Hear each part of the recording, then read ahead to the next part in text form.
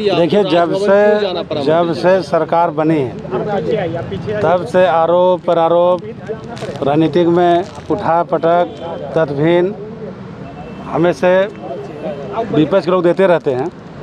लेकिन जैसा ही सरकार बनी, कोई छिपा हुआ नहीं है कि कोविड-19 में सरकार बेहतर तरीके से काम की। अब 6 महीने से हम लोग विकास का काम तेज़ी गति से शुरू किए हैं। अब रोज़ एक न एक छोटा छोटा पटाखा छोड़ रहे हैं कि ये हो रहा है तो वो हो रहा है, इसका कोई तथ्य नहीं है। सरकार बेहतर तरीके से काम कर रही है और आगे भी बेहतर तरीके से काम करेगी। और कोई चाहते हैं हड़बड़ा के हम राजनीतिक में चेयर पर पहुँच जाए। ये लोकतंत्र है, संख्या बल की सरकार है और डेमोक्रेसी में मालिक जनता होती है। इसलिए सरकार पूरी तरीके से मजबूती के साथ आगे भी चलेगी और अभी चल रही है। अच्छा, उनके पटाखा से आप लोग को क्या परेशानी हो रही है? परेशानी है कि इसे कुछ बोल रहे हैं और हम कुछ नहीं बोलेंगे, इसका मतलब है कि कुछ न कुछ बात सही है, तो प्रश्न का जवाब तो देना ही पड़ेगा ना। इसलिए जो बातें यहाँ इधर से उधर किया जाता है, महामहिम राज्यपाल महोदय से मिलकर अपनी बातों को हम लोगों ने रखा है और माननीय महामहिम राज्यपाल महोदय जी ने कहा कि जो सत्य होगा वही होगा, न्याय होगा, अन्य किसी के साथ नहीं होगा। चलिए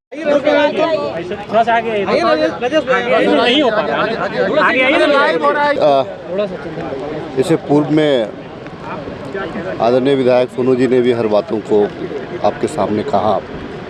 देखिए, ये जिस प्रकार से भ्रम का स्थिति मीडिया के माध्यम से भारतीय जनता पार्टी के लोग फैलाने का प्रयास कर रहे हैं और घूम घूम करके जिस प्रकार से आदरणीय बाबूलाल मरांडी जी कह रहे हैं कि सरकार गिर रही है, तो सरकार को कौन गिरा रहा है आपको बताना चाहिए ना।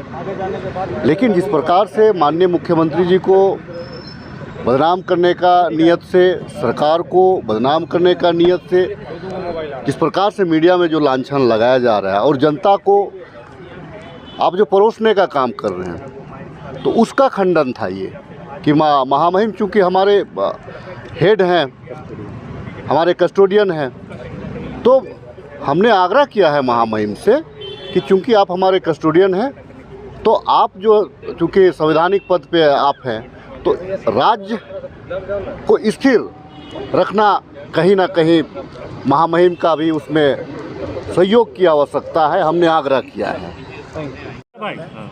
हमारे राज्य के मंत्री सत्यानंद भोक्ता जी, राज्य के पूर्व मंत्री मथुरा प्रसाद महतो जी, हमारे पार्टी के विधायक सुदीप कुमार सोनू जी, भूषण तिर्की जी, हमारे सहयोगी भारतीय राष्ट्रीय कांग्रेस के राजेश कच्छप जी और विक्सल कोंगारी जी, ये 7 लोग आज हम लोगों ने महामहिम के पास जो आया, जो लगातार कुछ दिनों से इस प्रकार से एक माहौल बनाया जा रहा है सरकार को अस्थिर करने के लिए कि सरकार गिरने वाली है, सरकार पे ये आरोप लगा है।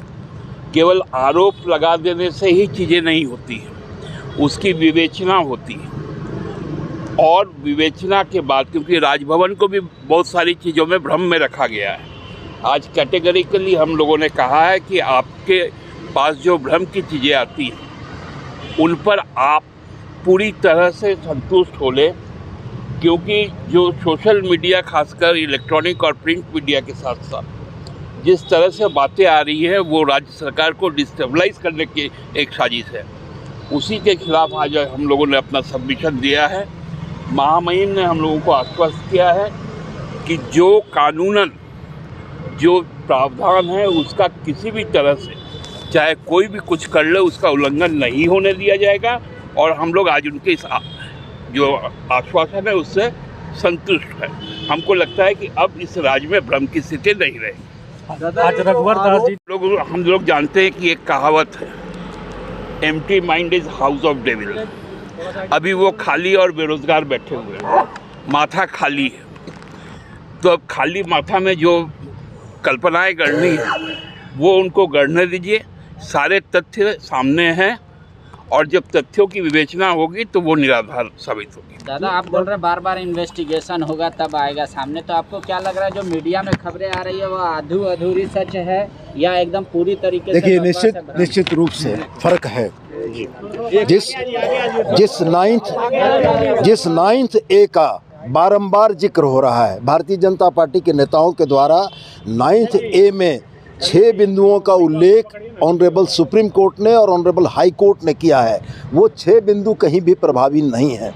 ये आधा सत्य परोस कर पूरे झूठ की खिचड़ी बनाने की कवायद हो रही है। और मैं स्पष्ट ये कहना चाहता हूँ कि जो कुछ भी महामहिम के समक्ष प्रस्तुत किया गया है वो कहीं न कहीं राजभवन को भी भ्रम में डालने का था। आज हम लोगों ने मिलकर महामहिम से यह आग्रह किया है कि नैसर्गिक न्याय की अवधारणा के तहत पीड़ित पक्ष को भी निश्चित रूप से स्पष्टीकरण देने का अधिकार है और उनका भी स्पष्टीकरण पूछा जाना चाहिए।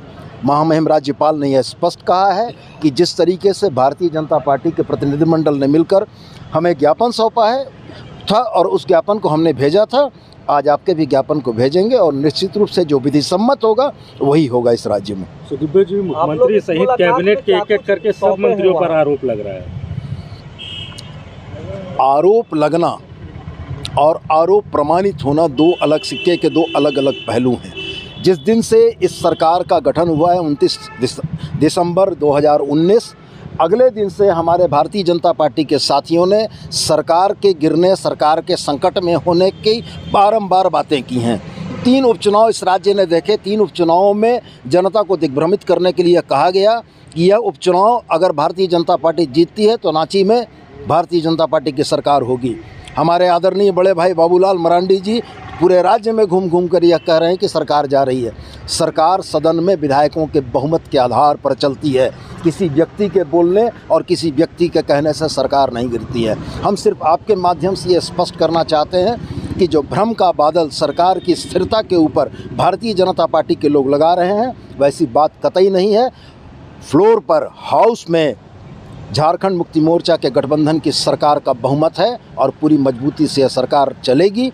रह गया गठबंधन के सहयोगियों का सवाल, तो ये प्री पोल अलायंस था। प्री पोल अलायंस में जनता से 5 वर्षों के सुशासन का वादा करके हम भी आए थे, हमारे भारतीय राष्ट्रीय कांग्रेस के सदस्य भी आए थे, हमारे आदरणीय मंत्री जी भी आए थे और निश्चित रूप से यह प्री पोल अलायंस 5 वर्षों तक इस राज्य की सेवा करेगा और बेहतर सेवा करेगा।